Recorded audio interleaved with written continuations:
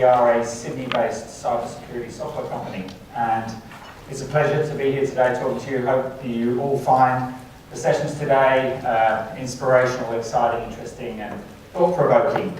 I'm going to take you through 3 problem spaces and how conceptually decentralized security can help you address some of these risks that your organizations are wrestling with. Pick up.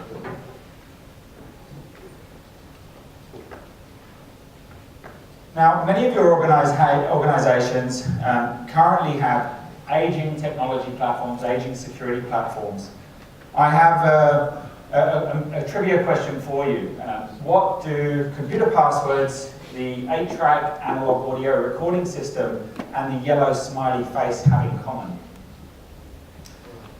They were all invented in the mid-1960s and first used in 1964 to be precise. And it's quite incredible that we're still reliant on some of these technologies today.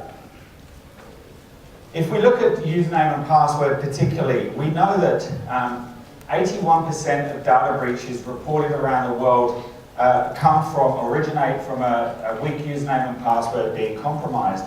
And this is a huge problem for organizations. Username and password is vulnerable to all of the traditional threats that we see happening around us. And it's really not adding value to your organization. And in response to this, we've all become accustomed with adding layer upon layer of other technologies to try and protect the fact that we do not trust the foundations. We all know what two-factor authentication is or multi-factor authentication is. And let's be honest, the only reason it exists is because we don't trust the foundations. And because of these increasing layers of complexity in our environments, the outcome is that we're damaging our customers' experience. So I put to you, if your organizations are still reliant on these centralized stores of user credentials, are they really safe? Our world today is vastly connected and integrated. We traditionally built our businesses and our computer environments a bit like Fort Knox. We would put them in one place and build many walls around them. And technology has evolved a long way, and that practice isn't working for us anymore. Our businesses need to look like and operate a lot more like shopping malls. There are many access points, there are many service providers, and there are people coming and going day and night.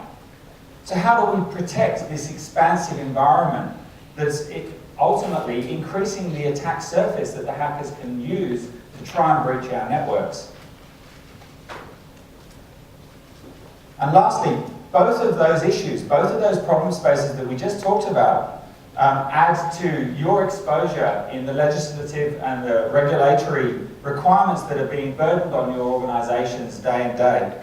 We see globally regulations increasing. Recently, the NDB scheme came into effect in Australia, and it's all about how do we protect data privacy, in some cases data jurisdiction, and most importantly, how do we manage data breach? How do we respond to data breach? How do we notify data breach? And in Europe, we see a huge focus on how do we give the end user back control of their information so they can decide who can see their information, when and how long. So all of this is driving an urgency for all organizations to address these issues. And I ask you another question. How can you help your organization reduce their exposure to these liabilities? I'm moving nice and fast through these slides, so hopefully we'll get to morning tea fairly soon. We see decentralization as a solution to this, part of the solution. I think many of the speakers have said it's not one silver bullet, but decentralization is a huge transformational component for your security platforms. We can look at taking these critical stores of information, whether it be personal data, health data, user account information, and we can apply sophisticated cryptographic puzzles over the top of this data to convert them into ciphers so they're meaningless. And then we use a practice of breaking apart those ciphers and distributing them. So the information is no longer available in one place and it can't be exploited by the hackers. Now, if we look at identity vulnerabilities, we remove the need to have a central store of username and passwords or device certificates. We've now eliminated the opportunity for a hacker to come in and do a single attack and do mass account breach. We've removed that risk. And through the sophisticated crypto puzzles, we actually prevent the traditional attacks. We take away the threat of farming and fishing. We take away the risk of password cracking, and even the social engineering and the common shoulder surfing on the bus on the way home. So we've now transformed the fundamental foundations of your security layer. And by doing that, we can help you simplify the environment, and the outcome for your customer is easier interactions and they feel safe and secure. When we look at the evolving perimeter, you have multiple channels and multiple services, multiple attack points. If it's connectable, it's attackable. So how can you isolate the risk across one service being attacked and all services being attacked? So through decentralization security techniques, you can provide that isolation. So if one particular channel does get breached for one account, for one application, for one user, it doesn't impact any other services for that user across your organization. And in doing that, we enable organizations to be more bold in the way that they drive forward their integrations with third parties, external solutions, and greater adoption of cloud services to drive your business efficiencies. And lastly, when we look at the legislation issue, the increasing burden that you're facing, by deploying these crypto puzzles, we can take any information and break it apart. So the hackers can no longer exploit the data. So even if they do get through this new foundational barrier that you have in the way that you're protecting both the devices and the user identities, even if they get inside the network, because let's face it, they most likely will, then we want to protect the critical information, whether it be PII, PHI, PCI data that's in your environment. That means that you're less liable to a lot of this legislation that's happening around the world.